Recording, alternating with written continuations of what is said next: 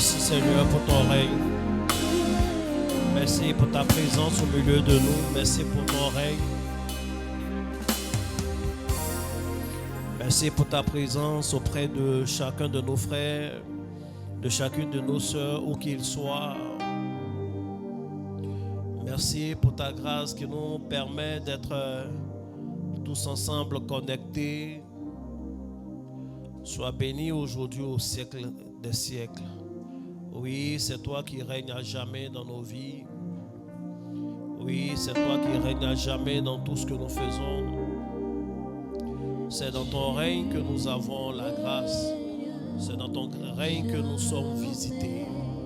Merci pour les prières de feu, les prières intenses qui sont montées vers toi. Merci pour la vie de ton serviteur que tu as utilisé pour nous conduire dans ce moment de prière. Merci pour l'équipe technique. Merci pour tous ceux qui ont prié. Je prie, mon Père, que ce soir tu nous donnes des consignes, que tu nous donnes des instructions, que tu nous donnes des consignes, que tu nous donnes des instructions. Merci pour tout. Au nom de Jésus-Christ. Amen. Je vous salue tous dans le nom de Jésus. J'espère que vous allez bien. Je ne sais pas si c'est moi mais j'ai l'impression que le micro siffle un peu. En fait, il y a toujours un petit... Ou bien vous n'entendez pas ça. Il y a ça, non? En fait, il y a l'impression que c'est trop aigu, ou bien je ne sais pas ce qui fait ça, mais ça fait la grâce de Dieu est sur nous. Que Dieu vous bénisse abondamment. Et salue toutes les personnes qui sont connectées. On va se parler en deux grands points aujourd'hui. Et après quoi, nous allons nous laisser. Le jeudi, on va se parler en un point. On va reconduire le même point le vendredi avec pour accompagnement une action prophétique. Il faut dire Amen. Ce qui fait la particularité de notre communauté, c'est que nous sommes des amoureux de la parole de Dieu et du prophétique. Réveil des héros est une bonne église.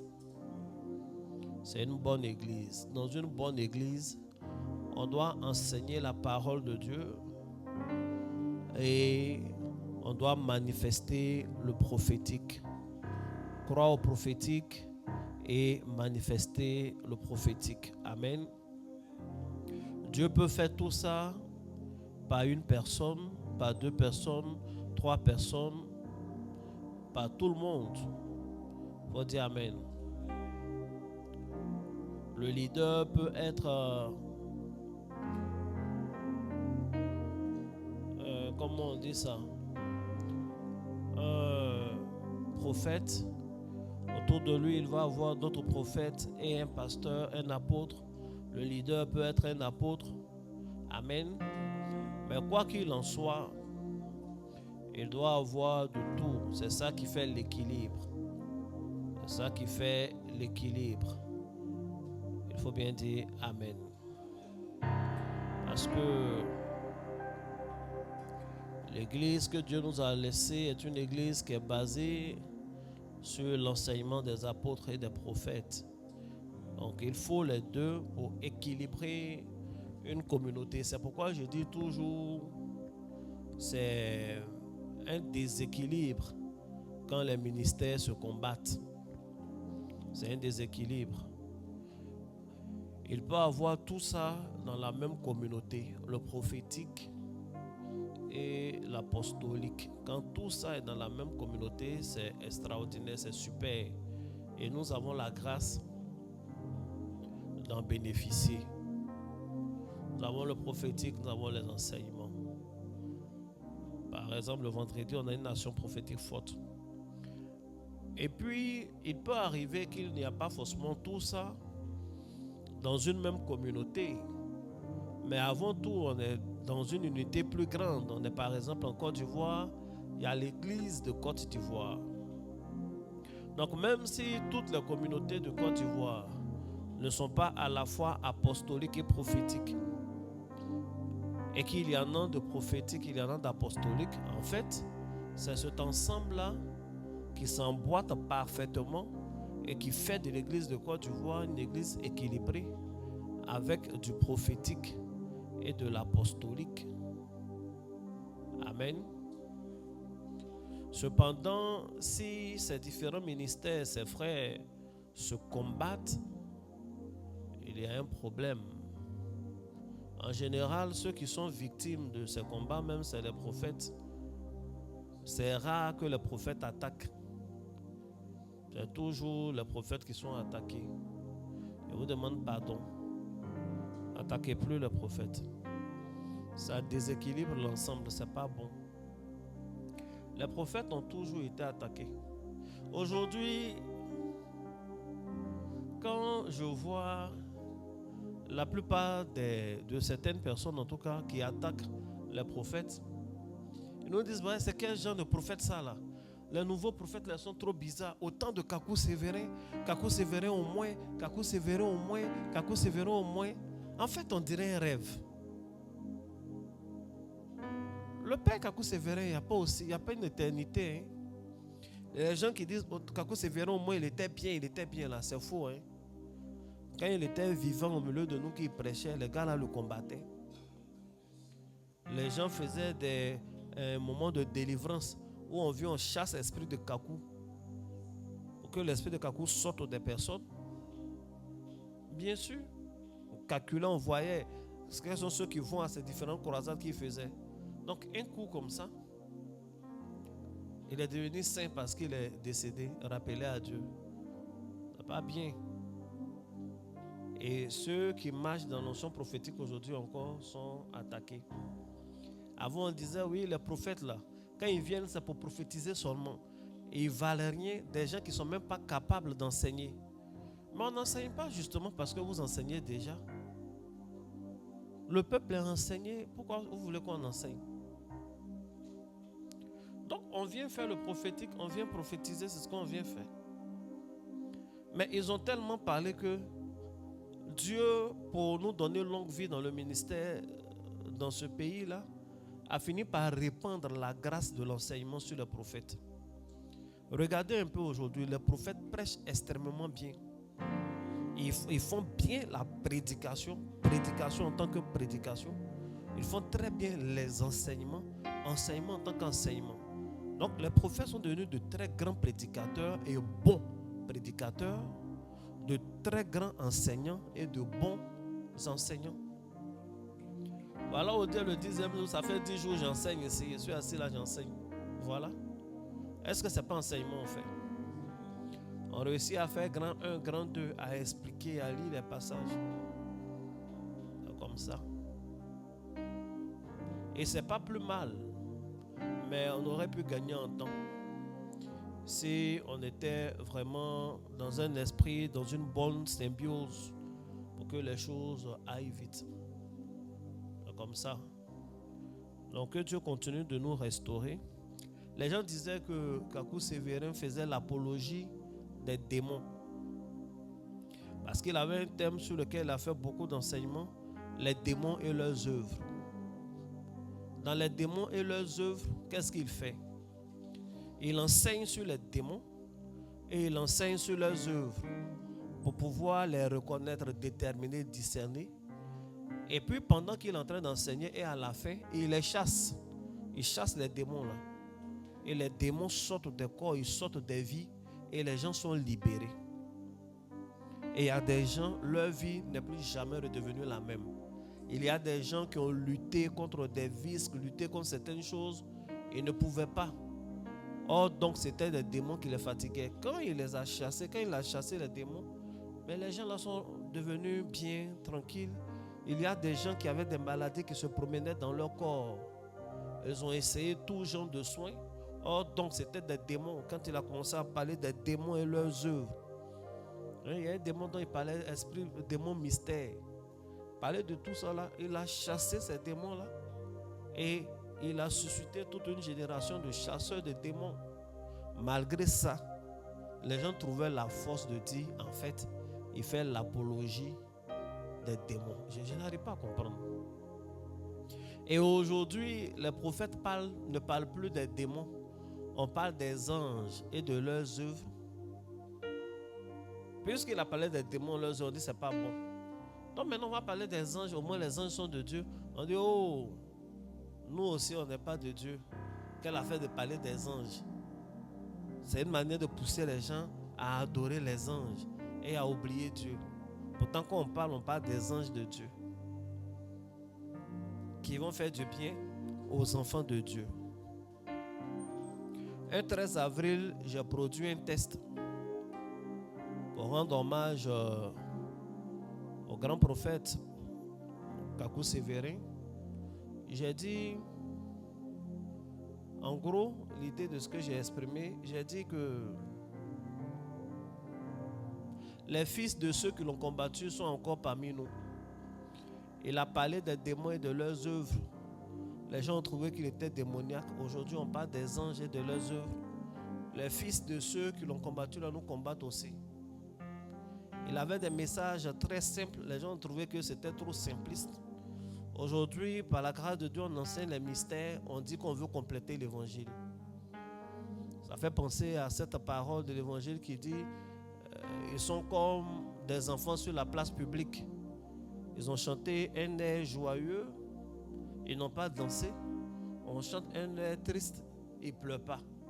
Alors on ne sait pas ce qu'il faut faire pour eux. Que Dieu nous aide tous au nom de Jésus-Christ. Et vous saluez vous tous qui êtes connectés. Nous allons nous parler. Est-ce que tu es content d'être là? Si tu es content d'être là, mets un cœur, mets un pouce, partage, mets amen. Je t'ai dit shalom. Est-ce que tu as répondu shalom aussi en commentaire? Je salue tous ceux qui sont ici. Et vous dites shalom. Est-ce que quelqu'un m'a ramené mon shalom?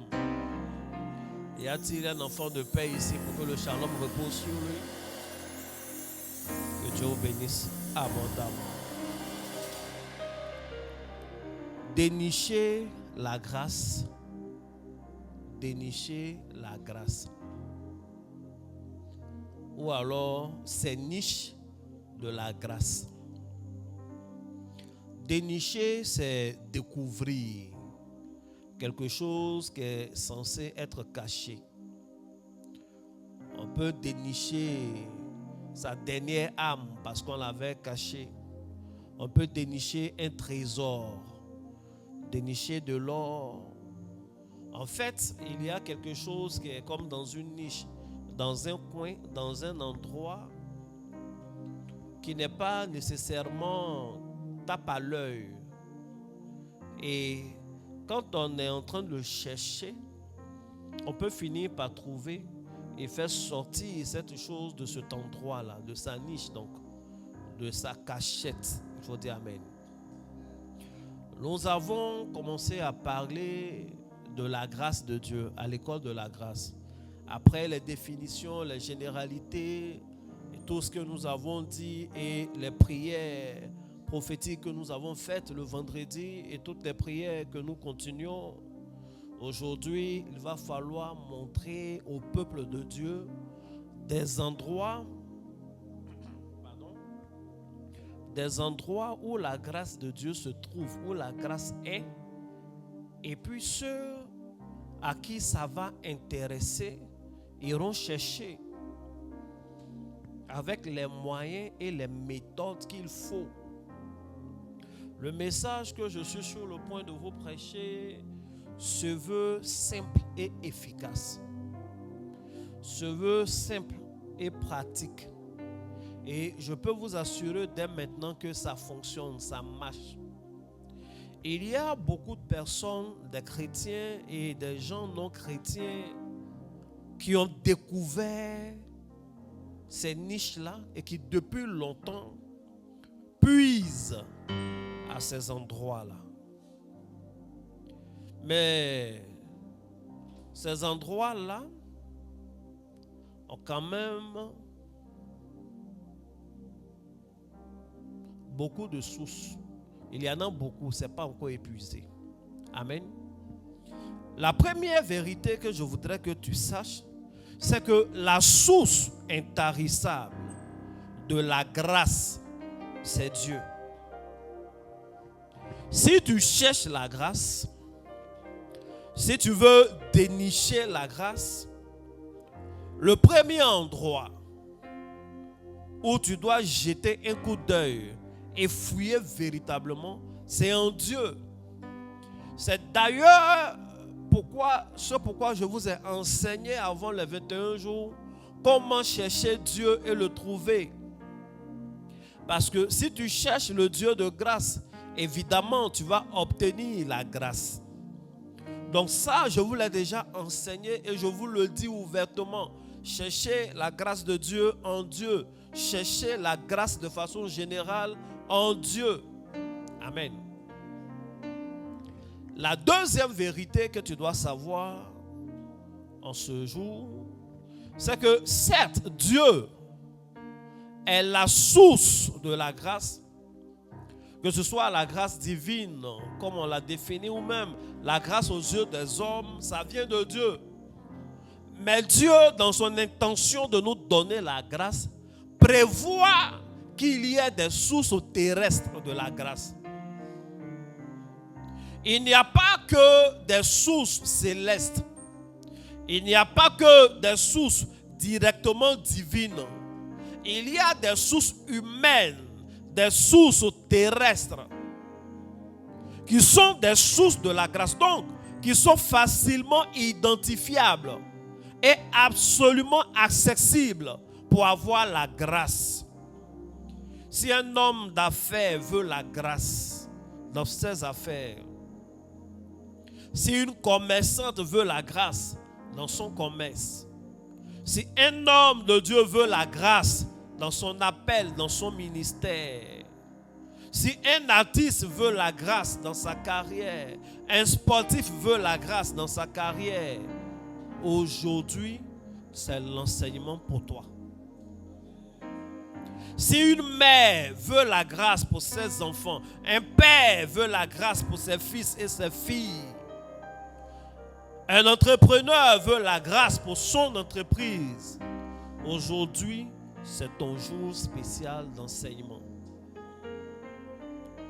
Si quelqu'un veut la grâce, mais en même temps n'est pas très à l'aise avec des choses compliquées, des mystères compliqués, quoi qu'utile, mais aujourd'hui on a un plat qui va te convenir. Un plat tout autant complet sans être trop dur à marcher. Il faut dire Amen. Est-ce que la parole déjà commence? Est-ce que tu es là? Est-ce que l'homme d'affaires est là? Est-ce que la mère est là? Le père est là?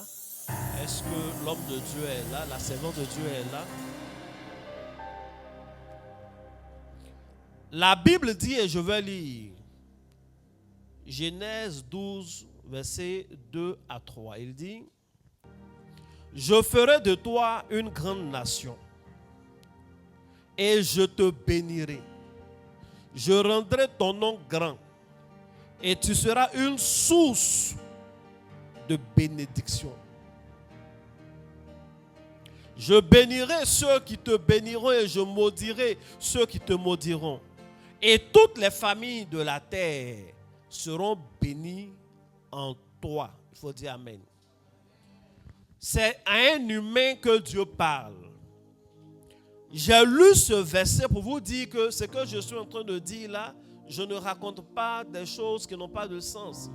Je dis que la source de la bénédiction, la source plus précisément de la grâce, c'est Dieu. Mais pour que les gens de la terre aient la grâce, pour que toi et moi on ait la grâce, Dieu ne prévoit pas seulement la réception directe du divin à l'homme. Dieu prévoit qu'il y ait des humains qui soient des sources de grâce. Et comme Abraham, il a fait de lui un prince de l'Éternel. Il a fait de lui une source de bénédiction. Il dit, je rendrai ton nom grand, je ferai des choses pour toi. Mais au-delà de faire des choses pour toi, par toi, je ferai des choses pour les autres nations. Par toi, je ferai des choses pour les autres humains. Tu seras une source de bénédiction. Et ceux qui vont te bénir seront bénis. Et ceux qui vont te maudire seront maudits. C'est-à-dire, les gens vont recevoir en fonction de leur manière de traiter avec toi. Les gens vont recevoir en fonction de leur approche de toi, en fonction de ce qu'ils vont identifier en toi et de ce qu'ils voudront prendre. Le message du jour, c'est que Abraham est une source de bénédiction et cela s'est accompli en Christ. Mais de façon générale, il faut savoir qu'Abraham n'est pas la seule source de bénédiction. Il y a plusieurs humains, des hommes, des femmes, des jeunes, de moins jeunes qui sont des sources de bénédiction. La grâce que tu cherches, il y en a déjà dans des personnes. Et ces personnes sont comme des dépositaires. Ces personnes ont cette grâce-là. C'est des niches où il faut puiser. Il faut dire Amen. Il y a principalement, je vous ai dit mon enseignement en deux parties. Je viens de finir mon introduction. Est-ce que l'introduction est claire au moins?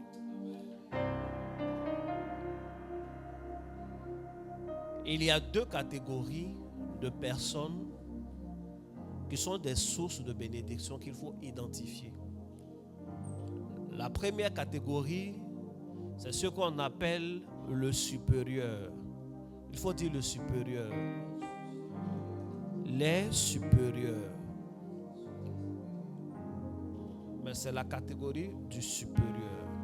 Je vais lire un verset biblique. Hébreux 7, verset 7. Je ne vais pas trop vite, non? C'est bon? Or, c'est sans contredit l'inférieur qui est béni par le supérieur. Or, c'est sans contredit. Ça veut dire qu'on ne peut pas discuter ça. L'inférieur qui est béni par le supérieur. Ici, on parle de bénédiction. Qui parle de bénédiction parle de grâce. Il y a l'inférieur, celui qui demande. Et ce principe-là ne dit pas que l'inférieur reçoit seulement de Dieu, mais il reçoit d'un autre de la même nature que lui, mais pas de la même position. De la même nature que lui, mais qui n'a pas le même niveau. Et il y a ceux qu'on appelle le supérieur, qui ont déjà la grâce. Et Dieu dit, l'inférieur qui désire la même grâce, l'inférieur qui veut monter et être un jour supérieur, le chemin que Dieu lui montre, ce n'est pas le chemin du ciel. Le chemin que Dieu lui montre, ce n'est pas le chemin des anges de façon classique. Le chemin que Dieu lui montre, c'est le chemin de l'homme comme lui, mais qui est supérieur. Il lui montre le chemin de l'humain, mais qui est supérieur. L'une des niches de la grâce, c'est la vie de ceux qui manifestent déjà cette grâce.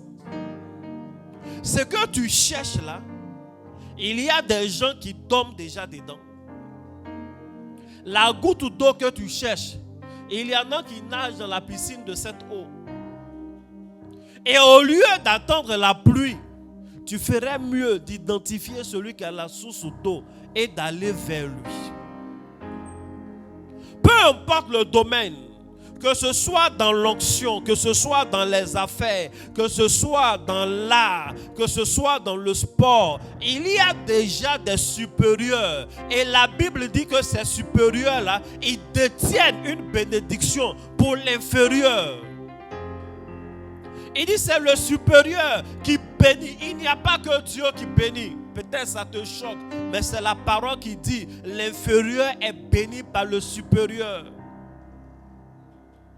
Il n'y a pas que les jeunes qui bénissent. Il y a une bénédiction que tu cherches. C'est à toi d'identifier le supérieur. Il y a une grâce que tu cherches. C'est à toi d'identifier le supérieur. Il y a un niveau que tu veux atteindre. C'est à toi d'identifier le supérieur. Maintenant, une fois que tu as identifié le supérieur, qu'est-ce que tu dois faire? Il y a deux choses pour puiser la grâce dans la vie d'un supérieur. C'est l'honneur et les dons. L'honneur et les dons. L'honneur et les dons. Il faut dire amen. Est-ce que je peux parler à quelqu'un? Matthieu 10, verset 41. Celui qui reçoit un prophète en qualité de prophète recevra une récompense de prophète. Celui qui reçoit un juste en qualité de juste recevra une récompense de juste. Il faut bien dire amen. Qu'est-ce que je veux dire? J'insiste sur les mots en faisant la lecture parce que les mots sont importants, ils ont un sens. Le prophète est un homme. Le prophète peut être un blanc, il peut être un noir, il peut être asiatique, il peut être jeune, il peut être vieux, il peut être intellectuel, il peut avoir un caractère plus traditionnel. Le prophète a beaucoup d'autres choses. Mais si tu le reçois en qualité de prophète, c'est alors que tu recevras la récompense du prophète. Ça veut dire, il faut identifier en cet homme noir, identifier en ce jeune homme, en ce vieillard, en cette femme, en peu importe. Il faut identifier au-delà des apparences en lui le prophète. Parce que ce que tu veux, c'est la récompense du prophète. Et si tu le reçois en qualité de juste, en qualité de prophète, alors le prophète qui est en lui, il va te bénir. Il va te donner la récompense. Il faut dire amen. Je vous ai dit, la première chose, c'est l'honneur. Il faut honorer ceux qui ont la grâce que tu veux. Il faut honorer ceux qui sont plus grands que toi. Dieu va te rendre grand. C'est pourquoi lorsque nous avons enseigné sur comment attirer la grâce, on a dit il faut être humble. Parce que pour honorer un autre humain, quand même il faut être un peu humble. Amen.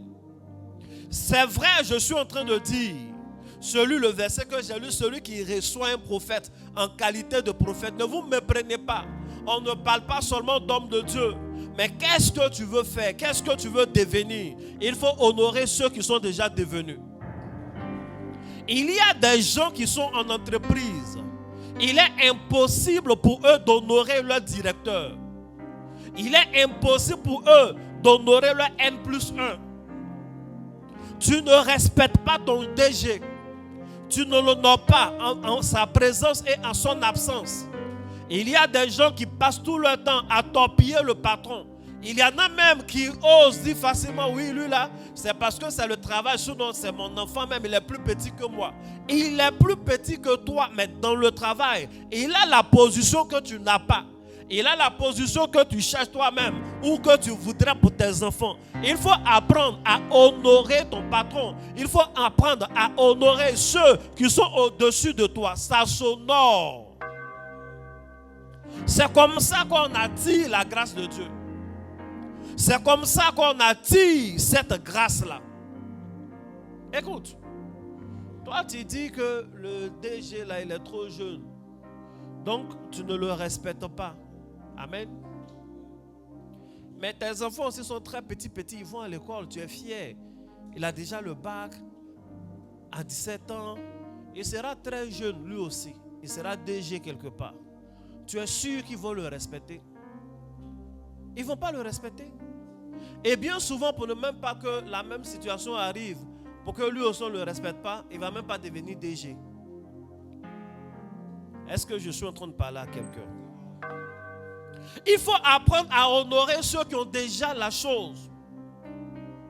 Tu es dans un pays, il y a un artiste, tu veux lui ressembler, mais bon, les choses font que tu n'es pas très proche de lui.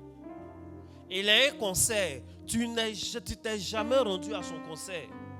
Tu as envie d'avoir la même carrière que lui, mais tu n'as jamais pris un de ses tickets. Souvent même là, il y a des tickets qui coûtent 1000 francs, 2000 pour aller t'asseoir à son concert, pour que tu fasses partie du peuple de ceux qui ont rendu beau son concert. Tu ne l'as jamais fait. Tu n'honores pas sa grâce. Je viens de donner un petit secret comme ça, non? Tu n'honores pas sa grâce.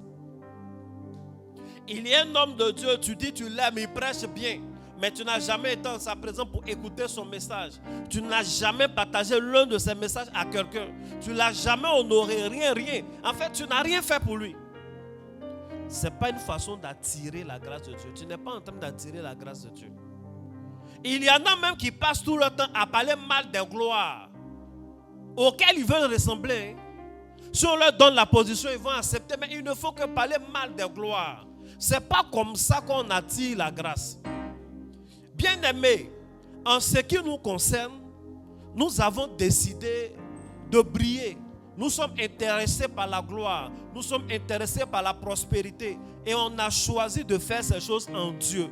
Si c'est vraiment en Dieu que tu veux ta prospérité et ta gloire, il faut suivre ces principes-là. C'est ce qui fonctionne. Il faut te faire petit devant le supérieur. C'est ainsi que tu vas recevoir sa bénédiction. Ce passage-là parle justement d'Abraham. Abraham avait la prophétie sur sa vie. Abraham avait la prophétie sur sa vie. Dieu lui a dit qu'il fera de lui une grande nation. Mais Abraham n'avait pas une grande nation.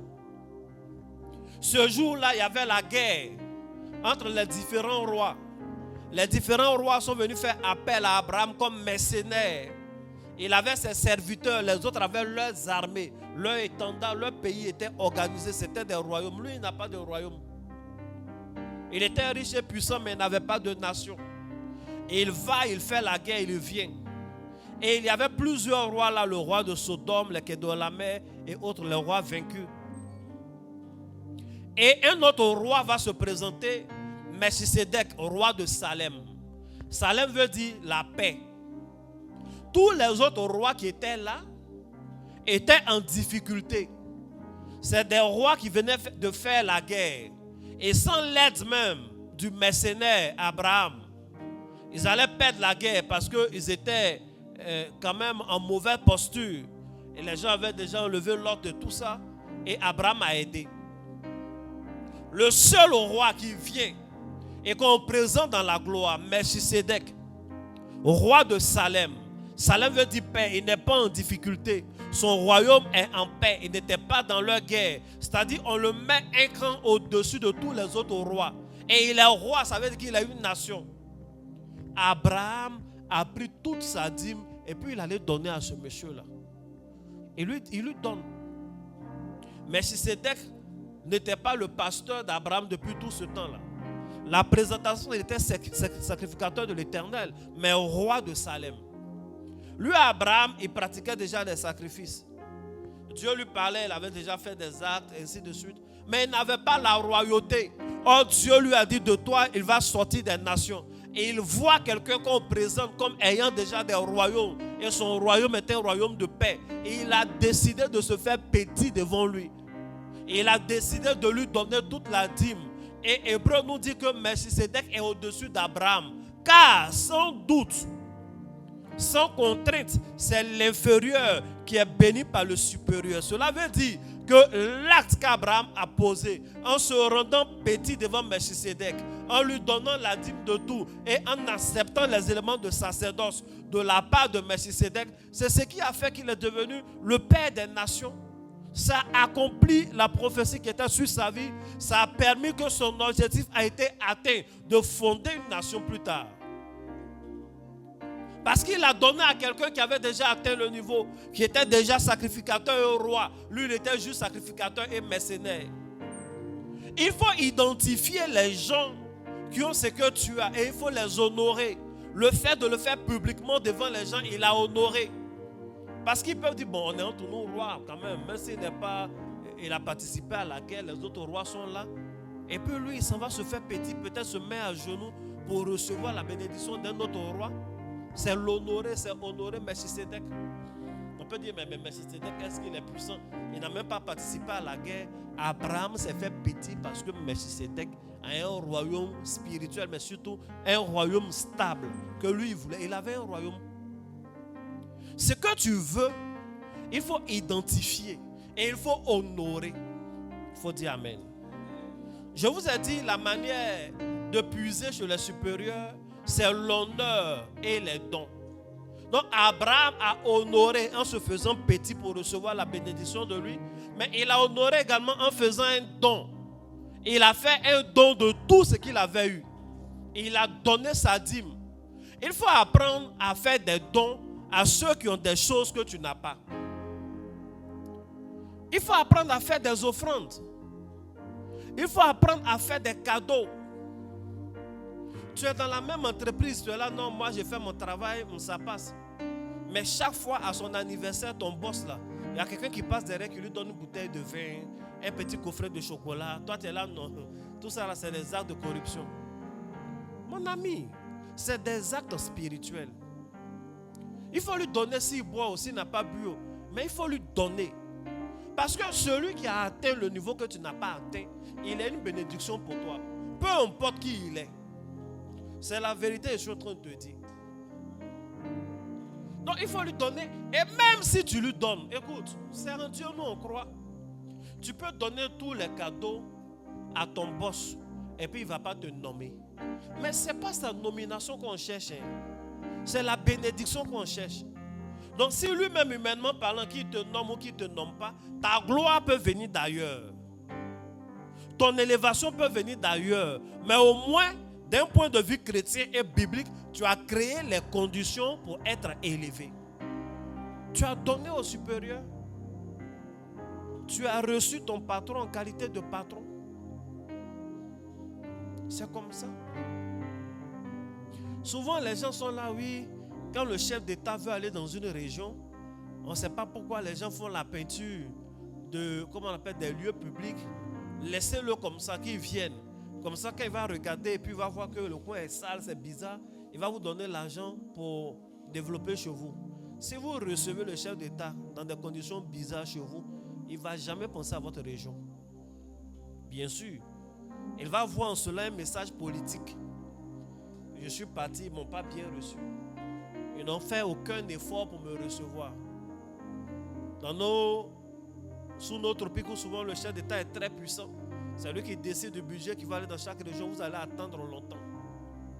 Nos pères, les premiers papas qui ont commencé à faire ce truc-là, à mettre la peinture quand le chef de l'État doit venir, à rendre la place publique le plus propre possible. Même si la place publique est un dépotoir, ils vont entre eux souvent se cotiser, prendre une machine, dégager pour que le coin soit propre pour recevoir le chef. C'est une manière d'honorer le supérieur. Et très souvent, quand le supérieur est honoré de cette façon-là, il fait des largesses.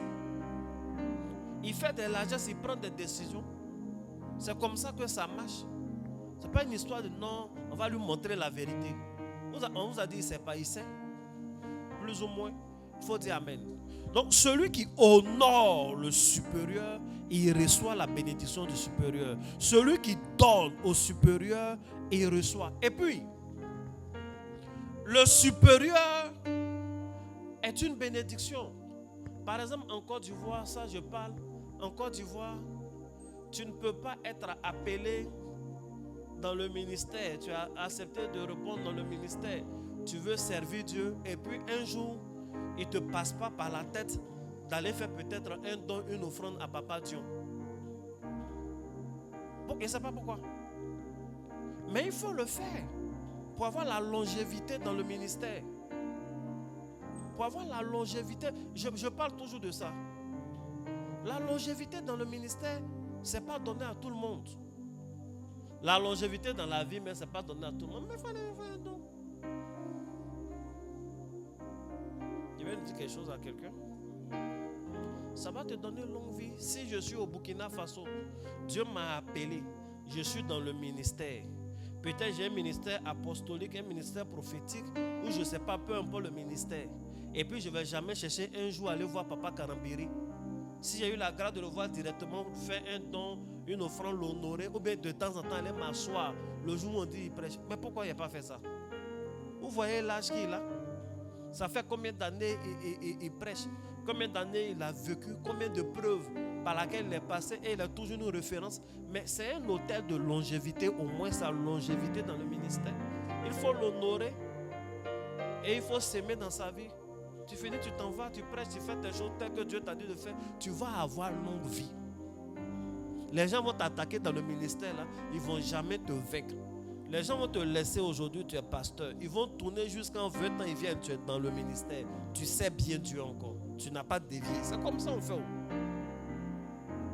Oui, il y a les conseils. Il faut bien marcher. Si tu marches bien, tu auras longue vie. Mon cher, il faut bien marcher. Mais il y a les gens qui ont déjà bien marché, ils ont atteint des niveaux. Il faut aller chercher la grâce. Ce n'est pas toujours on prend l'allumette pour aller au champ, pour aller faire le feu. Que si tu vas, que tu as ton voisin qui a déjà fait feu là, il faut prendre la braise. Ça va s'allumer plus vite. C'est pas plus simple. C'est pas plus simple. Amen. Si tu es un homme de Dieu, tu es appelé au ministère, tu as envie de prospérer dans le ministère et surtout avoir des enfants spirituels de qualité. Quand je dis des enfants spirituels de qualité, c'est des gens que Dieu a déjà élevés, mais qui vont venir te rejoindre pour que vous fassiez l'œuvre de Dieu ensemble. Et surtout, ce pouvoir transformateur où tu prends des jeunes gens, tu prends des personnes, des fonctionnaires lambda, et dans ton ministère, à force de prier pour eux, ils deviennent de grands cadres de la nation.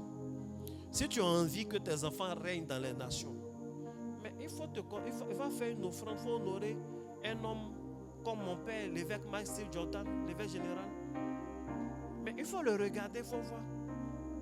Il y a des petits souvent qui sont autour de lui. Tu tournes jusqu'à 3 ans après, tu viens, on dit non, lui là il est nommé là-bas, l'autre il est dans tel ministère. Tu tournes jusqu'à tu viens, la femme là, elle est. Ah oui. Il prie seulement, il dit tiens, reçois. Et puis les gens deviennent riches. Maintenant, toi, tu veux que tes enfants soient riches. Et puis Dieu te permet, tu ne vas pas te. Moi, je reçois la grâce.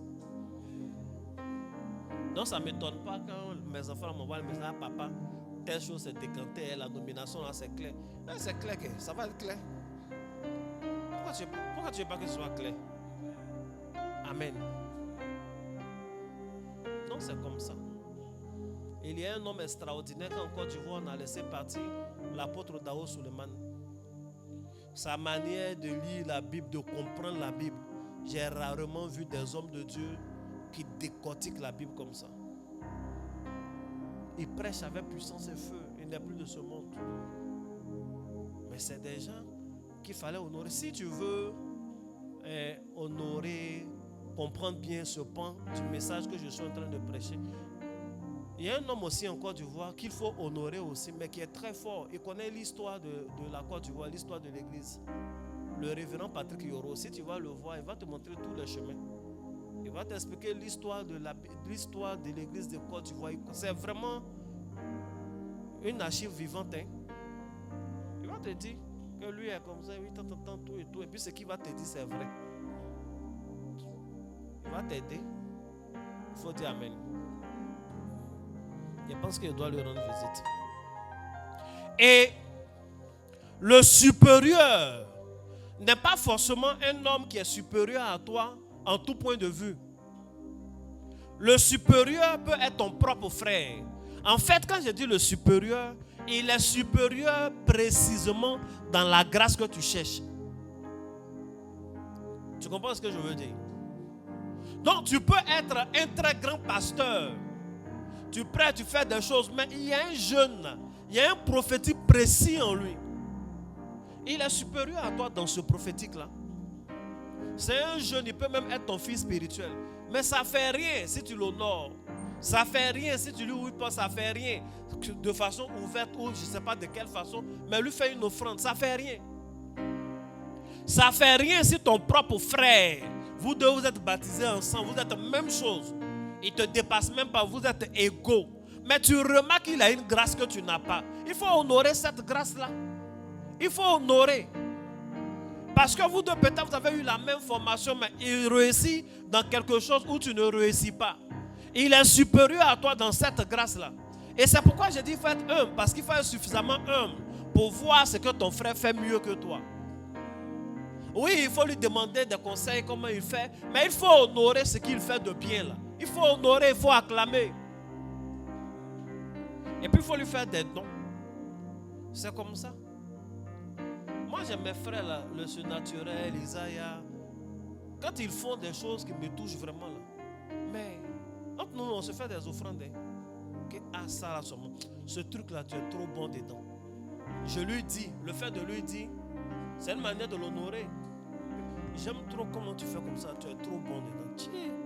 Et puis il est content. Soit directement je fais une offrande, ou bien souvent de façon détournée, je fais un dépôt sur le numéro officiel qui est sur Internet, sur le numéro là. Amen. C'est comme ça on fait. Tu as détecté un qui est supérieur dans quelque chose. Il faut honorer. Il faut honorer. Actuellement, nous on prie dans une salle ici. Dans une villa. Ce n'est pas ça qui est ma vision définitive. Si je vois quelqu'un qui a déjà un terrain, qui a déjà bâti un temple, qui est en train d'élever un temple, que ce soit un très grand temple ou un petit temple, je vais l'honorer. Je vais l'honorer. Il est un prophète, je l'ai honoré. Ce n'est pas le supérieur. C'est un frère. Mais il a fait un truc que tu n'as pas encore fait. Il faut l'honorer, il faut célébrer. Quand tu vois quelqu'un qui est en train de voyager pour exercer le ministère auquel tu as appelé, Dieu t'a dit que tu as appelé, il faut l'honorer, il faut célébrer. Il faut être humble. Et tu vois quelqu'un qui a donné un enseignement sur Internet.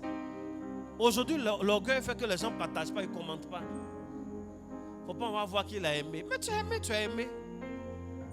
Il faut célébrer, tu peux partager, tu peux commenter, tu peux dire Amen, même si tu es le bishop. C'est un chemin d'humilité et tu vas recevoir quelque chose que tu n'avais pas.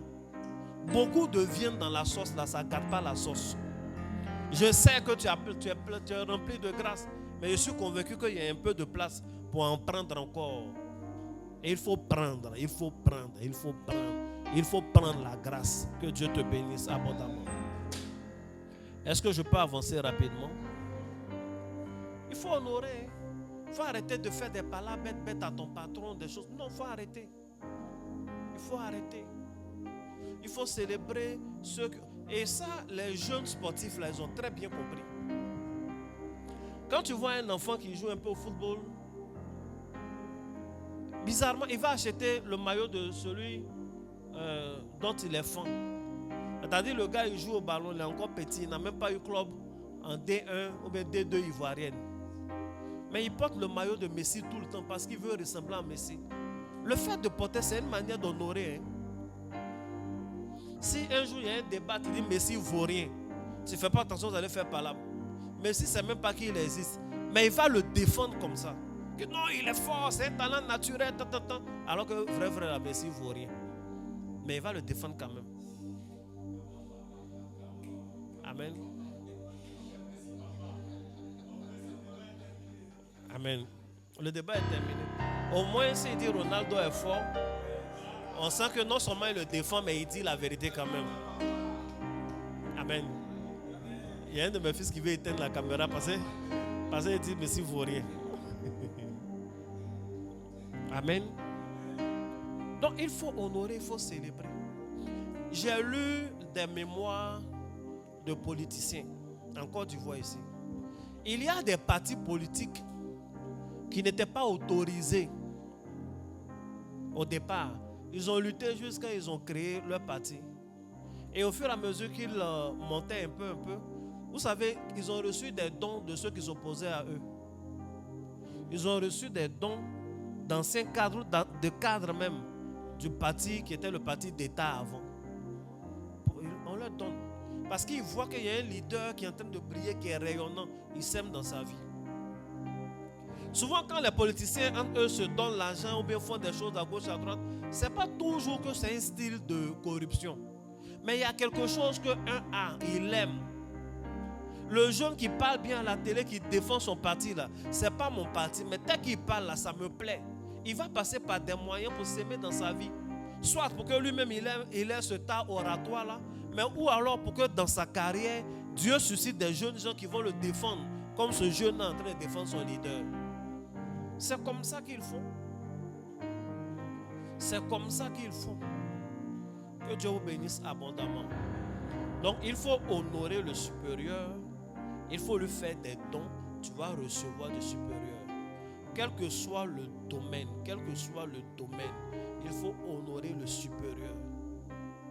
C'est le supérieur qui bénit l'inférieur. Tu as dit Amen. On va avancer vite. Donc, la première catégorie, la première niche, c'est le supérieur. C'est de lui qu'il faut dénicher les grâces. La deuxième catégorie, et c'est là que je vais m'arrêter, ce sont les faibles. Les faibles, ceux qui prennent notre métier, les faibles. Les faibles sont des gisements de grâce.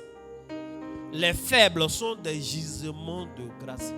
La catégorie que j'appelle des faibles, c'est des gisements de grâce. Et il est tellement facile. Les faibles sont comme creuser un puits à Jacquesville. À peine tu mets la pioche, il y a de l'eau. On ne creuse pas trop longtemps. Ce n'est pas aussi compliqué même que le supérieur. Parce que dans la loi de l'honneur, souvent il y a des petits trucs compliqués. Et dans la loi, parce que le supérieur, il faut toucher son cœur. Souvent c'est dur de toucher son cœur. Mais pour toucher le cœur du faible, c'est plus simple. Donner 1 million à quelqu'un qui dort dans les milliards. Et puis donner 1000 francs à quelqu'un qui n'a rien. Ça n'a pas le même impact dans le cœur. Or, souvent, c'est quand le cœur est réjoui, même que la bénédiction est relâchée. Les faibles, c'est un puits simple. On n'a pas besoin d'une longue corde. Il faut identifier où est le faible et puis puise à gogo, puise les grâces à gogo, puise à gogo. Il faut dire Amen. Quels sont ceux que j'appelle les faibles? Les faibles sont les enfants. Les enfants et les nouveau-nés, ils sont faibles. Ils sont faibles. Ils n'ont rien. Les nouveaux-nés, même par exemple, ils ne savent pas pourquoi sur leurs habits on met des poches. De toute façon, ils n'ont rien pour mettre dans ces poches-là. Ils n'ont vraiment rien. Les enfants n'ont rien. Un enfant de 5 ans, de 6 ans, il n'a quoi? Aucune source, aucune ressource. Donc c'est un faible. Matthieu 18, verset 5. Et quiconque reçoit mon nom, un petit enfant comme celui-ci, me reçoit moi-même. Est-ce que vous entendez la parole? Quiconque reçoit un petit enfant comme celui-ci, me reçoit moi-même. vous remarquerez que le mot recevoir revient beaucoup. On dit celui qui reçoit un prophète en qualité de prophète. Il dit ici, celui qui reçoit un petit enfant comme celui-ci me reçoit moi-même. C'est Jésus qui parle. Jésus dit, si tu fais du bien à un petit enfant, c'est à lui que tu es en train de faire ce bien-là. Si tu donnes à un petit enfant, si tu prends soin d'un petit enfant, en fait, c'est de lui que tu es en train de prendre soin. Et il n'y a personne qui reçoive Jésus. Il n'y a personne qui prenne soin de Jésus et qui n'est pas en train de recevoir la grâce. C'est recevoir la grâce. Je n'arrive pas à comprendre souvent dans des communautés, on dit votre soeur a accouché, il faut faire un don au bébé. Les gens boudent, ah, ça c'est moi qui l'ai enceinté. Si tu lui donnes, si tu lui as pas donné, l'enfant là va grandir. Si tu vas rendre visite pour lui dire félicitations, si tu ne l'as pas fait, l'enfant là va grandir. Dieu va toujours susciter. J'ai lu la Bible et j'ai été épaté de voir qu'il y a des rois. On dit ça traditionnellement. Mais dans la Bible, il dit des mages qui font le déplacement depuis leur royaume jusqu'en Israël pour saluer le petit enfant. Ils ne sont pas parentés à Joseph. Ils ne sont pas parentés à Marie. Ils ne connaissent pas les parents. Ils n'ont jamais entendu parler des enfants, des parents. Mais parce qu'ils ont vu l'étoile, ils sont venus avec des présents pour donner à cet enfant-là. Parce que l'enfant qui est né là, il est né dans des conditions quand même un peu difficiles. Il n'est pas né dans une bergerie ni dans une maternité huppée. Il est né là où on élève les brebis dans leur mangeoire. Alors eux, ils viennent, ils savent qu'il a besoin d'argent, ils savent qu'il a besoin d'or, ils savent que dans la bergerie, il n'y a pas une bonne odeur. Donc ils viennent avec la myrrhe, ils viennent avec l'encens, les choses dont cet enfant-là a besoin. Ils savent que c'est un bébé, il ne peut pas travailler, il ne peut pas avoir d'or, il ne peut pas avoir ces choses. Donc dans cette position-là, il est encore enfant, il n'est pas grand, il est dans le besoin, eux, ils lui donnent. Et dès l'instant qu'ils lui donnent, ils ont pris des anges.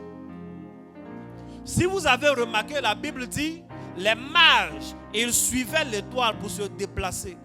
Une fois qu'ils sont arrivés à Jésus et qu'ils ont fait des dons à l'enfant, désormais c'est dans un songe que l'ange va leur parler. Le même ange qui a parlé à Marie pour dire tu vas tomber enceinte. Le même ange qui a parlé à Joseph pour dire il faut prendre l'enfant, prends soin de ta fiancée. Le même ange va les prévenir et la Bible dit les mages se retournaient par un autre chemin. Ça veut dire le chemin par lequel ils sont venus, le chemin de l'astrologie, le chemin du danger parce qu'ils sont allés chez Hérode, le chemin des doutes. Tout ce chemin-là, ils ne passent plus par là et ils retournent par un autre chemin. Et leur manière maintenant de voir dans le spirituel a changé. Ils n'ont plus besoin de faire des calculs pour voir une étoile. La Bible dit l'Éternel les a prévenus, les a avertis dans un songe de passer par un autre chemin. Donc ils ont pris un ange. Ils sont venus, ils ont fait des offrandes et ils ont pris l'ange. Les histoires d'anges, lorsqu'on fait des dons, dans la vie des faibles, on n'arrache pas leurs anges. Mais le don dans la vie des faibles crée un système de duplication. L'ange qui est dans sa vie là, quand tu lui fais les dons, il se multiplie par 2 ou par 3 et tu en prends. Parce qu'il y a des gens qui pensent que si on leur fait un cadeau, on a pris leur chance. Non, dans notre logique spirituelle, dans la science biblique que je suis en train d'enseigner là, quand tu fais des cadeaux, en fait, il y a une duplication. C'est une source de bénédiction. Dieu t'en donne, mais la source ne tarit pas. La preuve, lorsque les mages ont donné à Jésus, ils ont pris un ange. L'ange leur a parlé, ils sont partis. Mais après leur départ, la Bible dit, l'ange de l'Éternel parla à Joseph pour dire, prends l'enfant, allez en Égypte. Donc, ce n'est pas comme si les anges sont finis, ils ont pris son ange, ils sont allés. L'enfant là, c'est plus comment il va grandir. Vous avez vu combien de miracles Jésus a fait. Donc, les anges qui ont suivi les mages là, en fait, n'ont pas hypothéqué l'avenir de Jésus. Au contraire, ils seront bénéfiques aux mages. Mais les mages, c'est qu'ils ont donné faire du bien à l'enfant. Il y a des gens qui aiment trop maltraiter les enfants. La plupart des nounous qui aiment frapper, maltraiter les enfants, les faire coucher, marcher sur l'enfant, ou lui donner des choses sales sont des sorcières. Mais bien sûr, soit des sorcières qui se savent sorcières, ou il y en a qui n'ont pas encore découvert, mais vont bientôt découvrir. Les enfants sont faits pour être entretenus. Et c'est une grâce pour la personne qui entretient l'enfant. Il faut faire du bien à tes propres enfants. Il faut faire du bien aux enfants des autres. Il faut aider ces faibles-là. Il faut aider les nouveaux-nés. Écoute, tu as un parent qui a mis au monde un enfant qui est souvent dans des conditions un peu plus compliquées. Il faut lui faire des dons. Les dons que tu es en train de faire là ont une double valeur. Il y a la valeur humaine. Entre nous, là, on doit s'entraider. Tu es en train d'aider un frère, tu es en train d'aider une soeur, c'est bien. Mais il y a une valeur spirituelle. En fait, tu es en train de dupliquer des grâces dans ta vie. Quelqu'un a dit Amen. Quelqu'un a dit Amen. Donc, il faut aider les nouveaux-nés. Il faut aider les nouveaux-nés et les enfants. Est aussi utile, pas seulement pour les humains, mais même pour les entreprises, pour les choses. Amen. Il faut aider, c'est le deuxième point, parmi les faibles. Il y a cette catégorie de faibles qu'on appelle ceux qui commencent. Parce que les nouveaux-nés même ils commencent la vie. Je vous trouve calme. Je ne sais pas pourquoi. Il faut aider ceux qui commencent. Il y a quelqu'un qui est en train de commencer une activité, il faut mettre ta main dedans, il faut l'aider. C'est une manière d'attirer la grâce. C'est une manière de profiter de ses anges. La Bible dit dans Zacharie 4, verset 10, ne méprisez pas les faibles commencements. Qui a déjà lu ça? Ne méprisez pas les faibles commencements. Ne méprisez pas les faibles commencements veut dire honorer les faibles commencements.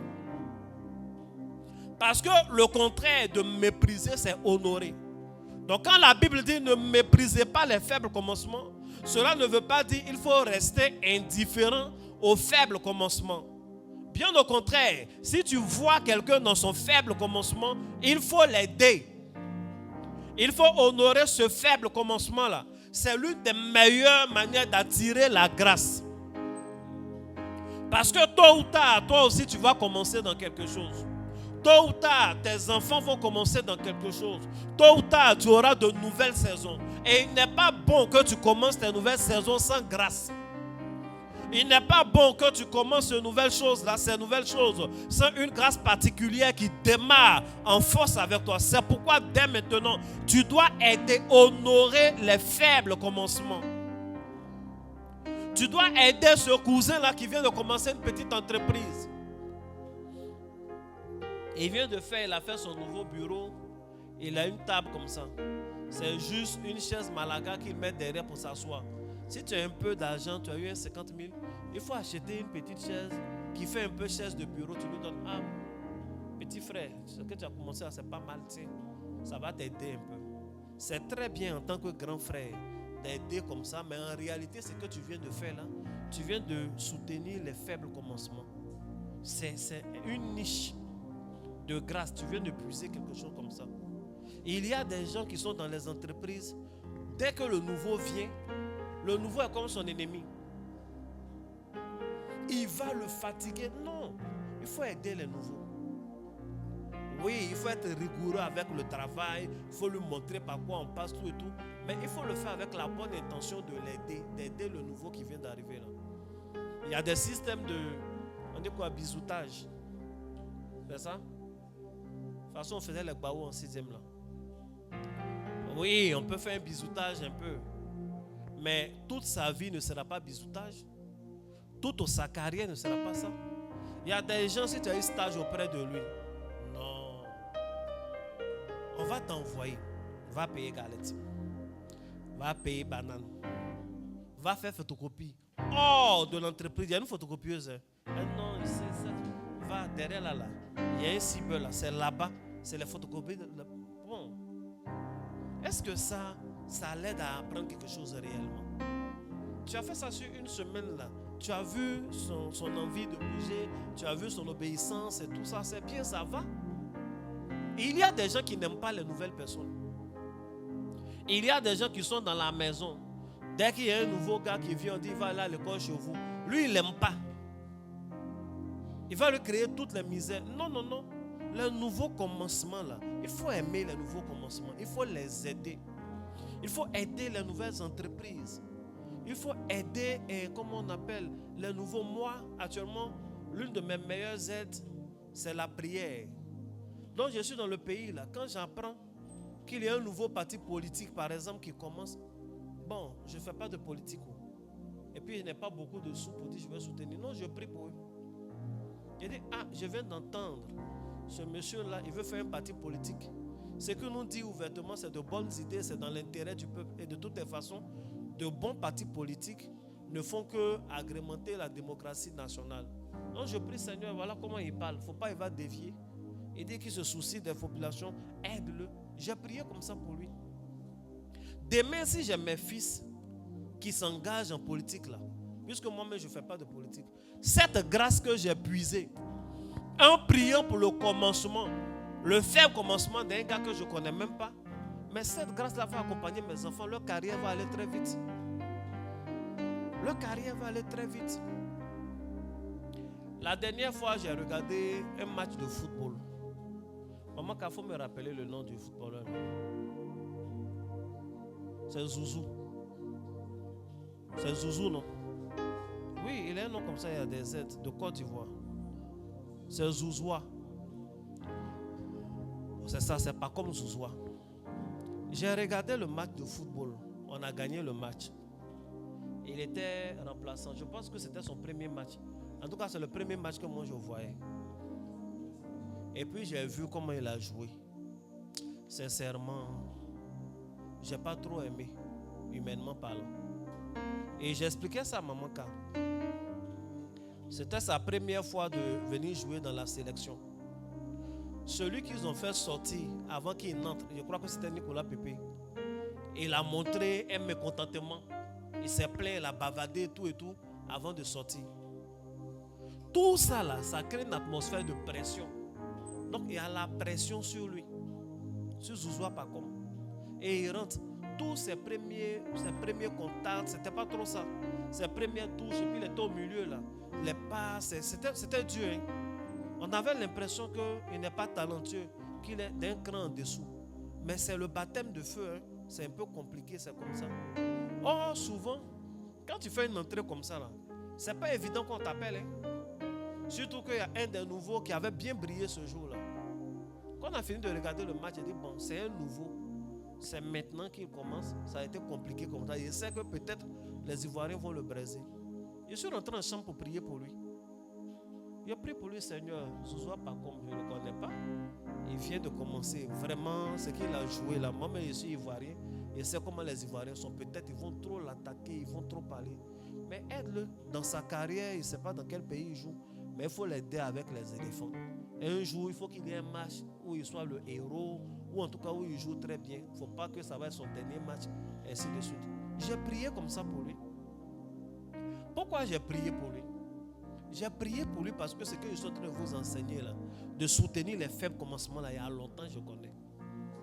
Donc j'ai prié pour lui parce que je souhaite être exaucé et je veux qu'il ait une bonne carrière dans l'équipe nationale.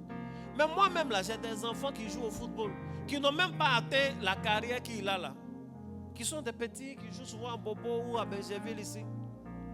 Donc je prie pour les faibles commencements d'un autre, pour que Dieu me fasse grâce, pour que moi-même mes enfants aient de bons commencements. Pour que tout footballeur pour qui je vais prier, c'est comme ça on attire la grâce. On attire la grâce, ça se duplique. C'est comme ça que ça marche. Quelqu'un n'a pas dit amen. Priez pour les faibles commencements. Soutenez, honorez les faibles commencements. Honorez les faibles commencements. Que Dieu vous bénisse abondamment. Et que sa main soit sur votre vie. Voici notre église ici, Réveil des héros. Ça ne fait pas un an qu'on a commencé. Ça ne fait pas un an, non? Qu'on a commencé culte de dimanche. Ça ne fait même pas un an. On était au centre ici, de temps en temps, on priait des samedis. Mais on a commencé nos cultes en 2025 là. 2025 où on est. On a des bébés, on a un faible commencement. Si tu veux la grâce, l'une des meilleures églises à soutenir en ce moment-là, c'est le réveil des héros. On est un bébé, on est jeune. En ce moment-là, tout ce que tu vas nous donner, ça va compter énormément. Parce qu'on n'a rien. On est faible.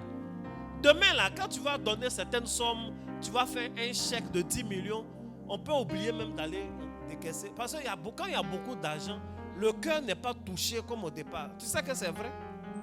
Toi-même, hier, là, on te faisait les petits transferts de 5 000. Tu prends 3 000 pour payer ta carte de bus, tu étais contente. Parce qu'il y avait chose. Aujourd'hui, là, on te donne 5 000, tu n'as pas te fâcher à la personne. Aujourd'hui, tu es dans des millions. C'est toujours comme ça. Donc, il y a ce qui peut toucher le cœur. Aujourd'hui, on fait des vidéos avec une seule caméra. Ne serait-ce qu'une caméra de plus que quelqu'un donne à réveil des héros. Mais nos cœurs seront trop touchés. Voilà, il y a 3 personnes qui doivent filmer. Mais il y a une seule caméra. Donc 2 sont assises. Un seul est derrière la caméra. Mais bon, demain, dans 1 an, dans 2 ans, on aura des studios, on aura plein de caméras. Quand tu vas envoyer des caméras, on va toujours prendre. Mais écoute, est-ce que ça va toucher le cœur de la même façon? Aujourd'hui, on n'a pas une seule brique au sol. On n'a pas élevé un seul temple. Amen. Mais il y aura des surprises d'ici la fin de l'année.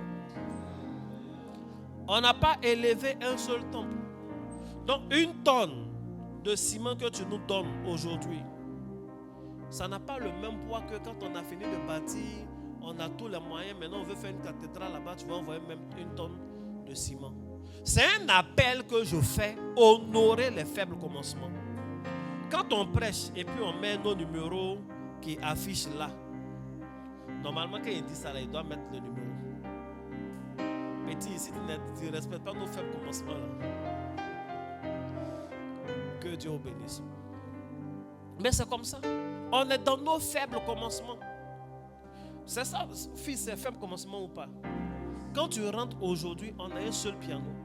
C'est vrai que c'est un bon piano, mais c'est ça qu'on appelle faible commencement. On n'a pas de batterie, on n'a pas de guitare solo, on n'a pas de guitare basse. Demain, là, on en aura plein pour le culte et il en aura pour les salles de répétition, pour le studio d'enregistrement, on en aura plein. Donc quand tu vas envoyer la guitare là, on va te dire merci. Mais de toute façon, on va célébrer si tu envoies aujourd'hui.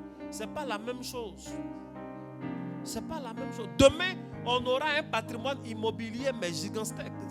Il n'y a pas une grande région de Côte d'Ivoire où on n'aura pas de terrain. Donc quand tu vas nous donner, on va dire, ah merci, ça fait le 10e terrain dans cette région. On va te dire merci. Nous, on est foncièrement reconnaissants, on respecte tout. Mais vrai, là, le baume que ça va mettre dans notre cœur, ce n'est pas le même baume. Quand Dieu permet que tu sois informé d'un commencement, c'est une opportunité de bénédiction qu'il te donne. Et il y a des gens qui ont compris ça. Il y a des gens qui se promènent. Demandez à tous ceux qui ont bâti des temples. Et il y a toujours au moins un musulman qui a donné beaucoup. Bien sûr. Moi, j'écoute les reportages. Dernièrement, il y a un très grand temple qui a été construit à... Comment on appelle? Ici à Cocody. J'ai oublié le nom. Mais dans le témoignage de la maman, elle parle. Elle dit il y a un musulman qui a donné. Mais il donne pourquoi? Il donne parce qu'il est gentil, il veut aider les gens. Mais il sait aussi que c'est un faible commencement. C'est vrai, il y a longtemps ils sont dans le musée, mais c'est maintenant ceux-là, ils veulent bâtir un temple. Sinon, il a donné son ciment, il a donné des briques, il a donné des choses, du sable. Et puis demain, tu penses qu'il sera en compétition avec celui qui ne fait rien des faibles commencements des autres et il va perdre. Il va gagner le marché. Il va gagner le marché. Peu importe, peut-être ça va te faire mal. Peu importe ce qu'il fait. Même si dans sa façon de fonctionner, il est corrompu. S'il n'est pas corrompu, il va avoir le marché, il va avoir la bénédiction. La corruption n'est pas une bonne chose. Mais c'est Jésus qui dit, si vous ne savez pas attirer la grâce, si vous ne savez pas vous attirer des amis avec vos biens injustes là, c'est que vous-même, ce n'est pas la peine. Amen. Il faut aider le réveil des héros.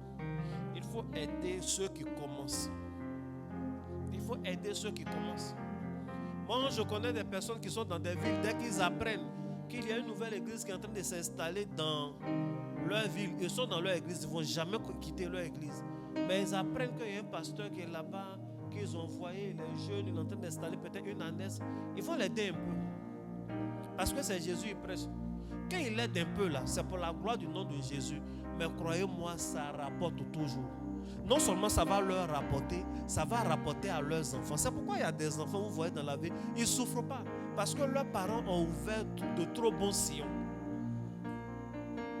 Les faibles commencements ont l'onction des prémices. Les commencements là ont l'onction des prémices. Les premiers qui donnent, c'est eux qui gagnent beaucoup. Est-ce que j'ai bien prêché? Que Dieu te bénisse abondamment. Il y a un de mes fils qui m'a dit un jour que moi, je n'ai pas la bouche sucrée. Il ne s'est pas demandé à vraiment venir avec l'argent où on a besoin d'argent. C'est vrai que je ne sais pas trop faire ça, mais j'essaie de dire la vérité au moins. Effectivement, on a besoin d'argent. On a besoin d'argent. Et vraiment de toute urgence. On a besoin d'équipement. On a besoin... Vous-même, vous savez, quand on commence là, à quoi ressemble un commencement? Donc tout ce qui manque à un commencement, on en a besoin. Maintenant, c'est peut-être mettre la main dans la main mendier là. C'est ça, il ne sait pas faire. Ou blaguer. Non, tu sais, si tu donnes dans 3 jours, non. Hein. Je ne dis rien. Mais c'est les principes bibliques que j'enseigne. Mon fils qui a eu son nouveau véhicule de, je ne sais pas combien de plusieurs millions là. Mais un jour, il n'était même pas au culte. Le culte était diffusé en direct. On dit on veut payer un terrain, tant. Et il a suivi en direct. Il a appelé pour dire il veut venir. C'est-à-dire le culte était presque fini. Il est venu à la fin, le culte était fini, tous les fidèles sont partis. Il dit il veut donner 1 million pour cette histoire de terrain, le projet sur lequel on est. Et il a pris, tu dis quoi? Voilà, 1,5 million. Et il a pris son véhicule là-bas. Et il a pris la route pour venir spécialement donner. Mais quand il a donné, on a dit quoi? Alléluia, amen, merci beaucoup. Et puis il est parti. Il n'y a pas une prière spéciale, mets-toi à genoux, on va mettre de l'huile, ouvre ton œil, ou bien mets l'oreille, machin. Non. Si Dieu avait dit de faire ça, on allait faire. Mais on n'a pas fait, il est parti. Mais là, voilà, l'année n'est pas finie. On lui donne, il ne débourse même pas 10 francs. On lui donne un nouveau véhicule. Pour mes fils qui sont ici hier, il a consacré encore un nouveau véhicule dans petite entre griffes église qu'on a commencé. Une dame, elle n'est pas encore millionnaire, mais elle sera millionnaire au nom de Jésus. Qui a un nouveau véhicule, mais les véhicules dont je parle, c'est flambant neuf. C'est-à-dire, à part le blanc qui s'est assis dedans pour fabriquer, et puis le livreur qui s'est assis dedans pour venir déposer, personne ne s'est assis dedans encore. Mais hier, ils ont envoyé la voiture. Elle a fait livrer directement ici à ABC. Pour que ça vienne d'abord dans la maison de Dieu. Et dit, waouh, quelle foi. On a réceptionné, on a prié. Il priait, Emmanuel est venu s'asseoir dedans aussi. Je ne sais pas ce qu'il faisait. Mais elle est là, il regarde, il trouve, c'est tactile, il est content. C'est une bénédiction que Dieu lui a donnée. Il faut dire amen. Donc, on n'a pas besoin de beaucoup parler. Ceux qui donnent, Dieu les bénit. Dieu te bénit aujourd'hui, Dieu te bénit demain. Et puis Dieu va bénir tes enfants. Il y a souvent des gens qui donnent et qui sont dans des épreuves. Le diable est un menteur. Le diable est un menteur. Il y a des gens qui disent, bon, il a donné 200 000. Il donne 100 000 aujourd'hui. L'autre 100 000 qu'il attendait là, c'est compliqué, ça ne vient pas tout et tout.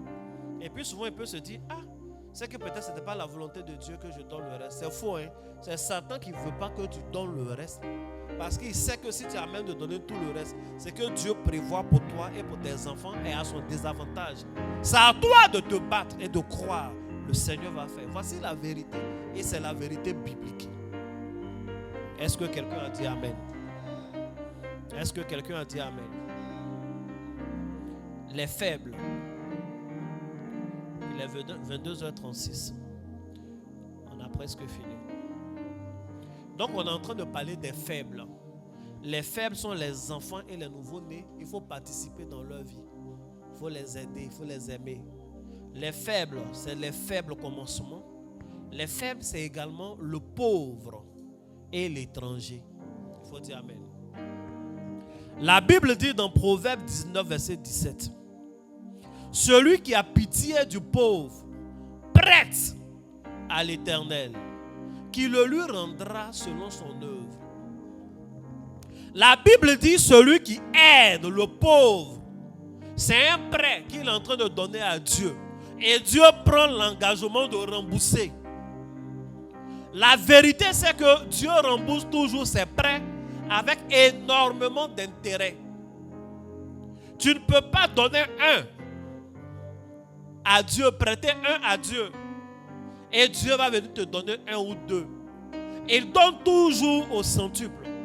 Il donne toujours au-delà, mais largement au-delà de ce que tu as donné. Il y a des gens qui pensent qu'il ne faut pas aider les pauvres. Il faut aider les pauvres. Il faut aider l'étranger, a dit la Bible. Écoutez,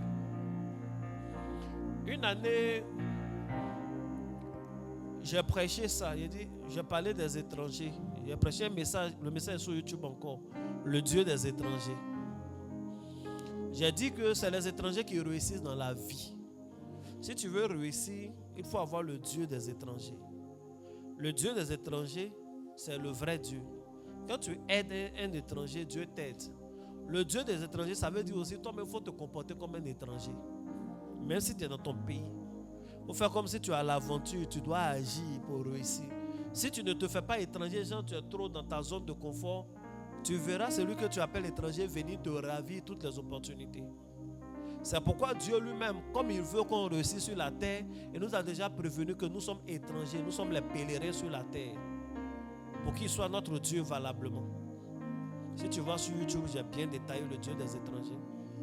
Et il y a quelqu'un qui m'a fait cette remarque-là pour dire, mais bon, c'est ça là qu'on a fait.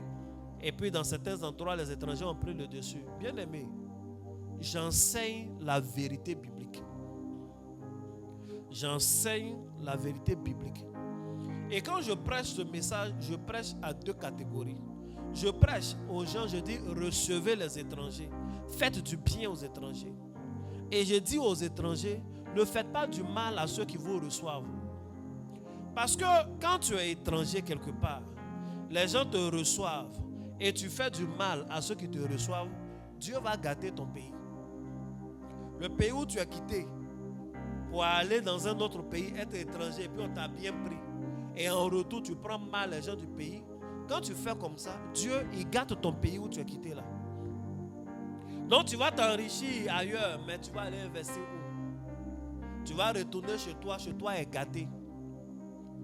Il y a des zones, des régions où tu ne peux plus aller. Tu vas retourner chez toi, la monnaie a chuté. C'est devenu bizarre. Ça, c'est la vérité pour tout le monde. Parce que tout le monde est étranger quelque part. Amen. Donc quand vous êtes étranger dans un pays, ne gâtez pas le pays de ceux qui vous ont reçu. Ne faites pas du mal. Ce message-là aussi est toujours là. Ne faites pas du mal à ceux qui vous reçoivent. Si vous faites du mal à ceux qui vous reçoivent, peut-être vous allez gagner. Vous êtes devenu fort. Vous allez faire beaucoup de mal. Mais Dieu va gâter vos pays. Et Dieu va gâter vos pays de telle sorte que votre force ne sera pas capable de résister à ceux qui gâtent le pays. Donc partout où tu es étranger, ne gâte pas le pays des gens. Que ce soit chez tes frères africains, que ce soit au cœur des blancs, là où vous partez pour vous en sortir, ne gâtez pas le pays des autres. Pensez à vos propres pays. Sinon, si vous gâtez, Dieu gâte pour vous. C'est la vérité. C'est la Bible qui prêche comme ça. Maintenant, observez, puis vous allez remarquer que ce n'est pas faux. Il y a toujours un moyen de se rattraper. Quelqu'un a dit Amen? Est-ce que quelqu'un a dit Amen? Est-ce que quelqu'un comprend que j'ai raison? La Bible dit, n'oubliez pas d'exercer l'hospitalité. Il faut aider les étrangers. C'est les personnes vulnérables. Quelqu'un qui a quitté sa famille, souvent père, mère et tout le monde qui est venu, peut-être pour une histoire d'affectation et autres, il faut l'aider. L'étranger, c'est celui qui vient d'ailleurs. Donc, ça peut être, comme on appelle, ton frère, c'est-à-dire dans le même pays, il y a les autochtones, il y a les allogènes. Il y a un nouveau jeune là, qu'ils ont affecté dans votre région. Il est enseignant, il est là-bas. Il faut l'aider. La dernière fois, il y a mon fils qui est venu me rendre témoignage parce qu'il y a longtemps que je prie pour lui. À cause des voyages et autres, on ne s'était pas vu depuis longtemps. Mais j'ai vu que sa paume est devenue un peu dure. Oh, il est devenu fonctionnaire. Il est, comment on appelle, éducateur. Ils l'ont affecté dans un petit village reculé là. Enfin, une petite ville. Mais sa paume est devenue dure, vous savez pourquoi? Là, il puise l'eau au puits. Il puise l'eau. On met dans le seau.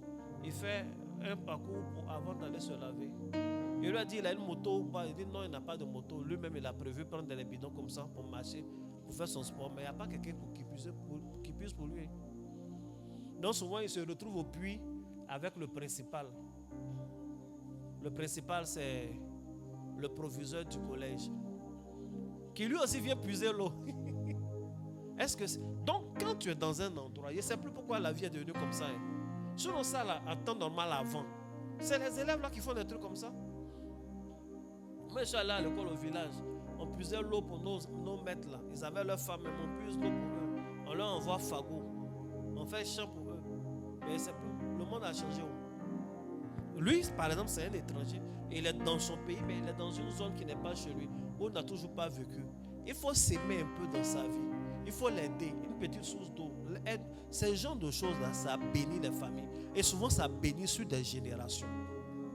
Quand souvent vous voulez, j'ai dit ça ici, quand les gens avaient peur pour les élections, ils faisaient beaucoup de provisions.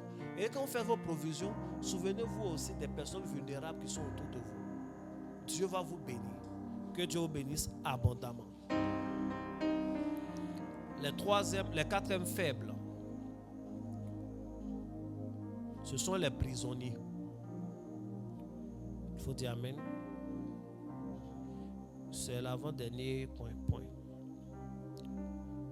Je veux que tu écoutes bien parce que je vais conclure. Et je vais t'expliquer le principe sur lequel tout ça fonctionne en fait. Hébreux 13, verset 3 est un verset clair. Souvenez-vous des prisonniers, comme si vous étiez aussi prisonniers, de ceux qui sont maltraités, comme étant aussi vous-même dans un corps, dans un même corps. Hébreux 13, le Nouveau Testament dit, on doit se souvenir des prisonniers. Se souvenir des prisonniers, ce n'est pas juste un exercice de mémoire. Pour dire, ah, je suis là, oui, je pense à un prisonnier. Non. Se souvenir des prisonniers, c'est aider ces prisonniers-là. Essayer de faire tout ce qu'on peut faire pour leur faciliter la tâche. Vous savez, la prison n'est pas une bonne chose. De nos jours, je vois souvent beaucoup de personnes qui appellent la prison sur les gens. Non, lui là seulement, mettez-le en prison. Non, lui là seulement, jetez-le en prison. Est-ce qu'on vous a déjà mis, ne serait-ce que dans le violon d'un commissariat là? Si on t'a déjà mis dans le violon d'un commissariat, tu ne peux même pas souhaiter la prison à quelqu'un dans des endroits plus reculés. Tu pourrais peut-être donner un conseil, mais il y a des gens qui souhaitent la prison. Jetez-les tous en prison. Jetez-les tous en prison. Non, on ne parle pas comme ça. Quand on est croyant, on ne parle pas comme ça. Quand on est croyant, qu'on soit chrétien, qu'on soit musulman, c'est des deux que je peux parler parce que les deux ont un livre. Les autres croyants ne connaissent pas leur livre. Non, ils ne savent pas ce qu'on dit dedans là-bas. Mais que tu sois chrétien, que tu sois musulman, tu ne peux pas appeler la prison sur quelqu'un. Tu ne peux pas dire, non, jetez-le en prison, lui là seulement, jetez-le en prison. Souvent même ceux qui sont payés pour ça, ceux qui sont procureurs, il y a des choses ils veulent tolérer, ils veulent laisser donner, sensibiliser. Il y a des gens qui se lèvent, non, il doit le mettre en prison, jetez-lui là en prison. L'autre là, 20 ans, 30 ans, non, il ne faut pas parler comme ça. Parce que la vie est longue. La vie est longue. Toi-même, tu as longue vie, tu as des enfants. Il y a trop de choses. Il y a trop de choses. Dieu dit, souvenez-vous des prisons, des prisonniers. Parce que déjà, ceux qui sont en prison, peu importe qu'ils soient injustement en prison, qu'ils soient vraiment, qu'ils méritent d'être en prison selon nos lois, une chose qu'ils ont en commun, c'est qu'ils souffrent. Amen. C'est qu'ils souffrent. Et les gens qui sont dans la souffrance sont faibles. Ils ne peuvent pas toujours manger à leur faim. Ils n'ont souvent pas de médicaments de première nécessité. Parce qu'on n'a pas tous les moyens, même si les gens font des efforts pour améliorer les conditions carcérales, sachez qu'en prison, on souffre. Il faut les aider. Il faut leur rendre visite. Il faut faire les dons. Les prisons sont une niche pour dénicher la grâce. Vous savez, voici le principe. Tout le monde a des anges, peu importe où on est. Il y a des gens qui sont en prison, malheureusement, mais qui devraient faire de bonnes rencontres, qui devraient faire de bonnes affaires. Mais les attaques, la vie ou souvent leurs propres erreurs ont fait qu'ils se sont retrouvés en prison aujourd'hui. Mais ce qui permet à l'homme de faire de bonnes rencontres, d'avoir de bonnes opportunités, ce sont des anges. Et celui qui va en prison pour aider les prisonniers, pour faire des dons, ou celui qui envoie l'argent pour participer à des dons qu'on fait à des prisonniers, en fait, c'est vrai, il est en train d'aider humainement. C'est vraiment, il faut le faire sans arrière-pensée. On est en train d'aider des frères et des sœurs, des gens. Il y a des femmes enceintes en prison. C'est une manière d'aider des gens, c'est vrai. Mais spirituellement, et c'est un prophète qui vous parle. Tu es en train de faire un recrutement d'ange gardien. Parce que l'ange gardien du monsieur qui est en prison, qui avait pour fonction de faire des tests pour qu'il ait une bonne rencontre, vu les conditions dans lesquelles sa chair est, il ne peut plus faire la bonne rencontre. Il va venir travailler dans la vie pour que toi, tes bonnes rencontres se multiplient. Parce qu'au moins toi, si les choses se passent bien pour toi, tu te souviens des prisonniers. C'est comme ça que ça se passe. Même les enfants, la Bible dit, leurs anges voient constamment la face du Seigneur. C'est pourquoi Jésus dit, ne leur faites pas du mal, faites-leur du bien. Parce que leurs anges voient la face du Seigneur. Même les prisonniers, leurs anges voient la face du Seigneur. Et ils savent identifier les bienfaiteurs. Que Dieu te bénisse. Le dernier point, de soutenir les faibles, ou pour participer, je ne sais pas si je dois mettre ça dans la catégorie des faibles, mais l'un des endroits, l'une des choses que tu peux faire pour dénicher de grandes grâces, c'est de mettre ton argent dans des choses d'espoir. Il faut mettre ton argent dans des activités d'espoir. Là où il y a l'espoir. Et il y a des endroits où couvre l'espoir. Il y a des endroits où les gens viennent avec beaucoup d'espoir. Souvent leurs espoirs vont donner de bons résultats. Souvent ils seront déçus. Mais une chose est sûre, quand ils viennent dans cet endroit-là, ils viennent avec une forte réserve d'espoir. Et quand tu rentres dans cet endroit-là, tu es dans une atmosphère d'espoir. Il faut mettre ton argent dans ces endroits-là. Il faut aider ces endroits-là à s'étendre, à devenir puissants.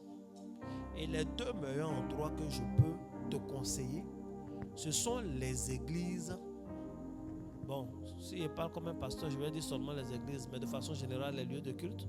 Donc, ce sont les églises et les hôpitaux. Tous ceux qui vont à l'hôpital vont avec un espoir. On va à l'hôpital parce qu'on espère être guéri. Peut-être le médecin pourra faire quelque chose. Peut-être le chirurgien pourra nous aider. Peut-être un spécialiste pourra faire ceci. On ne va pas à l'hôpital parce qu'on ne veut plus vivre. On va à l'hôpital parce qu'on veut vivre. Même celui qui est dans le coma, qui est à l'hôpital, quand ses parents viennent, les gens qui sont autour de lui, le médecin qui le traite, les infirmiers qui l'accompagnent, chacun a quand même un espoir que celui-là se relève. Donc c'est un endroit où il y a une densité de champ magnétique, du champ de l'espoir. Ces endroits-là ne sont pas simples. C'est des niches de grâce. C'est un secret que je suis en train de te donner facilement comme ça. Et c'est des secrets qui rendent riches. Quand quelqu'un vient à l'église, oui, il aime Dieu. Il vient à l'église parce qu'il aime Dieu. Mais en vérité, il vient à l'église aussi parce qu'il y a beaucoup d'espoir. Il vient à l'église parce que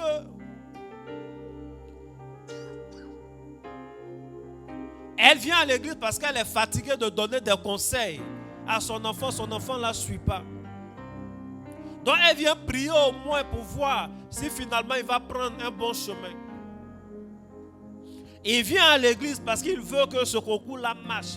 Il vient à l'église parce qu'il veut une bonne carrière. Il vient prier, il vient à l'église avec beaucoup d'espoir. Qu'il ait la foi ou pas, il y a au moins l'espoir humainement parlant. Donc c'est un endroit où couvre l'espoir.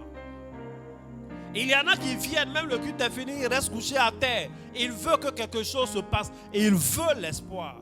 Elle veut un enfant, il veut un travail, il veut le visa cette fois-ci. Il vient avec beaucoup d'espoir. Donc les églises sont des endroits où il y a une concentration d'espoir.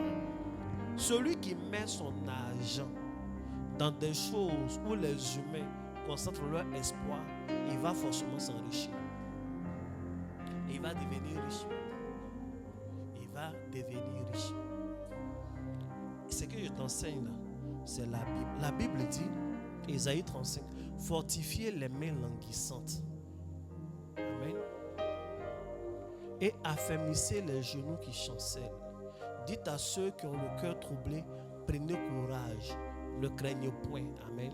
Il faut leur donner un certain courage. Un certain courage.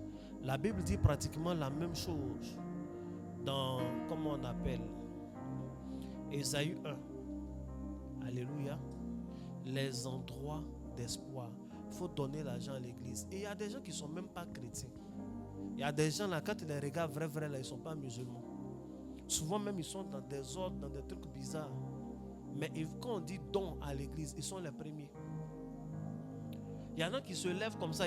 Quand tu le regardes, tu sens qu'il n'est pas catholique. C'est quand il était enfant, seulement ils ont fait son baptême. Quand tu regardes sa vie, tout ce qu'il fait là, il n'a rien de catholique. Mais il est le premier, il veut offrir une grotte. Parce qu'il sait qu'à la grotte, les femmes là vont venir, elles vont pleurer, prier. Et vraiment, tu vois, c'est pas lui compris. Mais elles viennent, c'est un endroit concentré d'espoir. Et son argent est rentré dans cet endroit d'espoir là. Ça attire la grâce, je vous assure. Ça attire la grâce. Ceux qui mettent leurs mains dans l'église, je vais parler encore de notre communauté, réveil des héros. Dieu va faire grâce. On va avoir le terrain. Surtout si vous faites vraiment vous aider.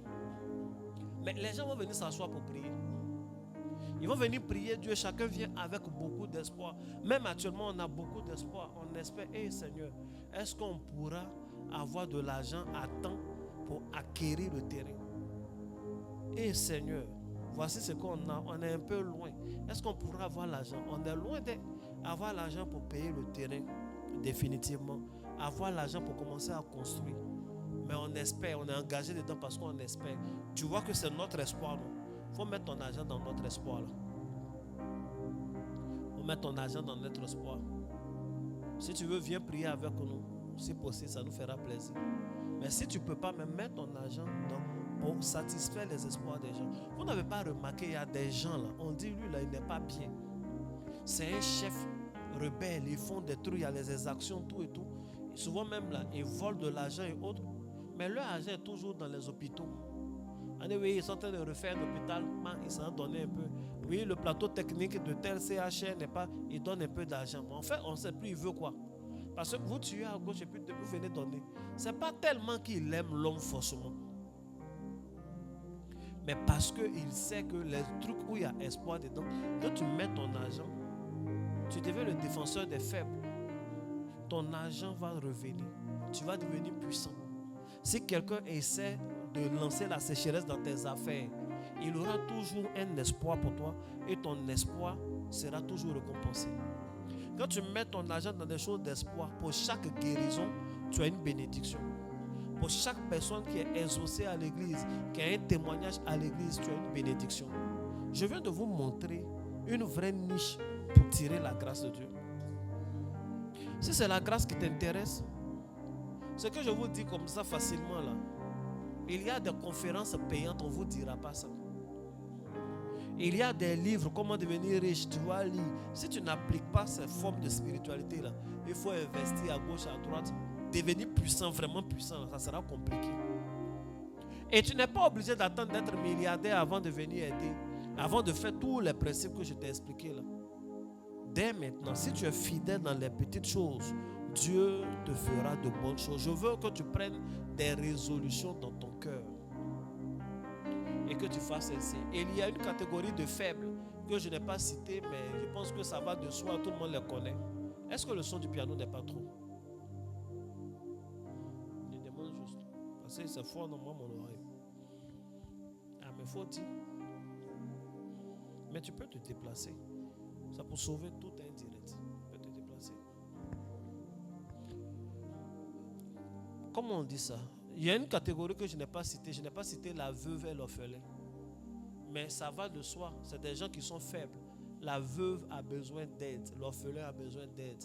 Aider les veuves. Il faut aider les veuves de ta propre famille. Il faut aider les orphelins de ta propre famille. Il faut aider. Parce qu'il y en a qui ne font rien dans leur famille, qui sont tout le temps dans l'orphelinat. C'est bien. Mais il y a des orphelins aussi dans ta famille. Le petit, son papa est mort, il ne va plus à l'école.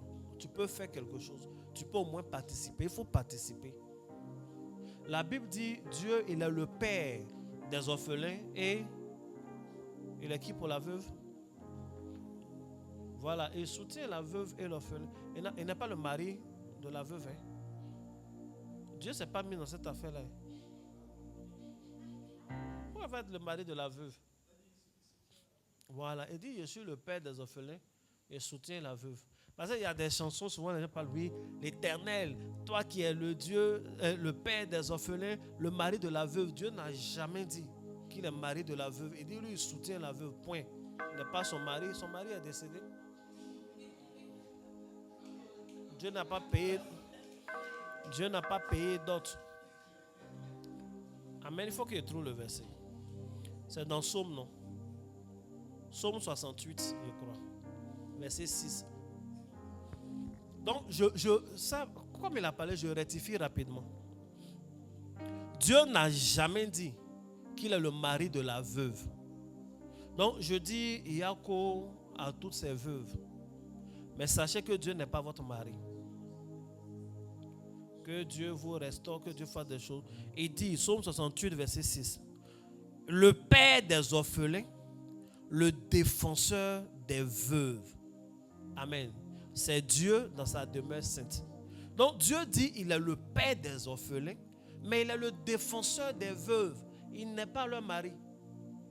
Donc souvent rectifiez vos chansons là et vos prières. Seigneur, tu as dit que tu es le père des orphelins, le mari de la veuve. Il n'a pas dit ça où? Il dit la veuve là, je la défends.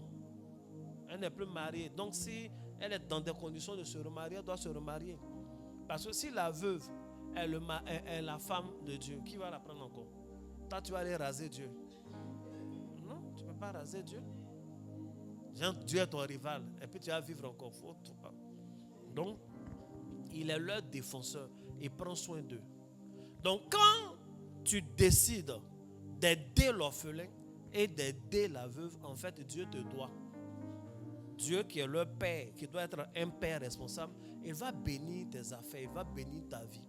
Il va te donner des grâces. Parce que tu es en train d'aider la veuve. Dieu qui est le défenseur de la veuve, il va bénir tes affaires. Voici, pour terminer, voici aujourd'hui l'enseignement que j'ai voulu vous donner. Si la parole t'a fait du bien, tu peux acclamer Jésus.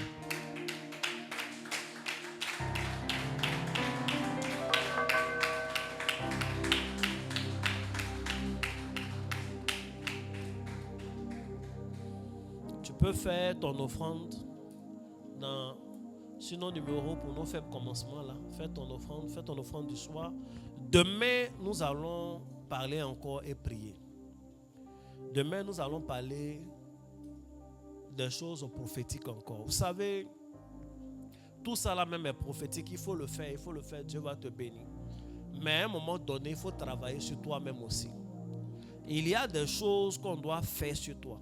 Il y a des pratiques que tu dois avoir pour activer la grâce. Il y a des gens même qui ont la grâce, mais leur grâce n'est pas active. Ils sont pleins de grâce, mais ils ne voient pas les effets comme on a prêché. Demain, nous allons parler du sel. Il faut dire à ton voisin le sel. Le sel qui est dans ta cuisine là, et les autres sels. Comment on peut utiliser le sel dans des histoires de la grâce? La grâce de Dieu et la grâce des hommes. Mais on est dans le Nouveau Testament, le sel vient faire quoi? Comment on utilise? Comment? Peu importe. Une année, j'ai prêché sur le pouvoir purificateur du sel. L'enseignement a été pris ailleurs, il y a des livres dessus tout et tout. Mais je vais te parler des choses Si tu pratiques, si tu fais, ça va changer ta manière de recevoir les résultats. Non seulement nous allons parler demain, mais le vendredi, nous allons passer à l'acte. Et ça va te faire énormément de bien. Que Dieu te bénisse, qu'il te fasse toujours du bien, que sa grâce soit sur ta vie. Shalom, à demain à 5h30.